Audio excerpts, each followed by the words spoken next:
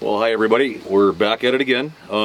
We've gone through cleaning the furnace, getting it ready for fall. Here we are, it's fall. What I'm going to do is I'm going to fire up the furnace.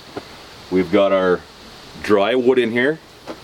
I've got my box of kindling, pre-split. And just a cardboard box I'm going to tear up just for fuel to light the kindling.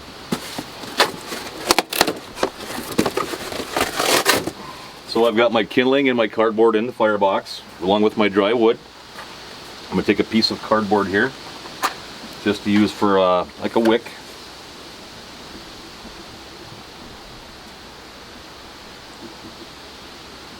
This is okay because I'm a trained professional.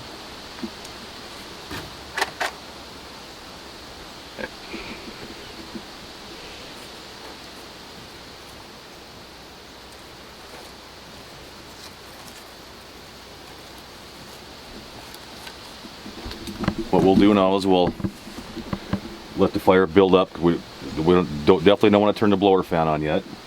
We'll let the cardboard get going real good and let the kindling ignite.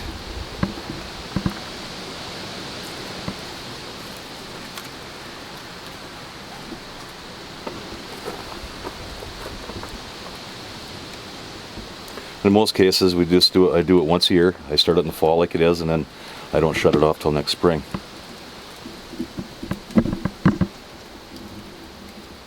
So now we got our kindling, our cardboard, it's burning good. What I'm going to do now is I'm going to turn on the combustion fan. As you can see, it's blowing air onto the fire. Now it's time to close the door. That's it.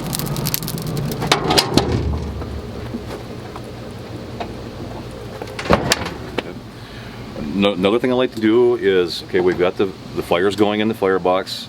I like to get the furnace up to temperature and then turn my pump on. And I can grab my line. That way you know for sure that you're moving water. It's really hard to tell when all the water is cold and the lines are cold if you're circulating water or not. So that's why I like to let it get up to at least 100 degrees, 120 degrees before I kick my circulating pump on. And then depending on what your heating distribution is like in the house, like for myself here, I've been running my backup system. We need a little heat at night. What I'm going to do now too is once this gets up to temperature, like I said, I'll turn my pump on, make sure it's working. Then I'll go in and I'll shut my backup system off, because now my primary heat, which is the Heatmor, will take over, and I'll heat now until, like I said, in that spring with this system. So, okay, here we are at the back of my 1994 Heatmor vintage. Like I had mentioned before, what I like to do is get the water temperature in the furnace up before I turn my circulating pump on.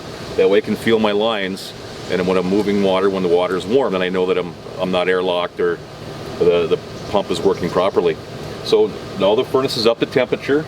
We're up to about 140 degrees. What I'm going to do is turn on my circulating pump, and I'm going to grab the return line. And when that starts to get warm, then I know that I'm moving water throughout my whole system. And that takes, I would say, a couple of minutes. I've got a pretty good sized pump on there, so it doesn't take very long.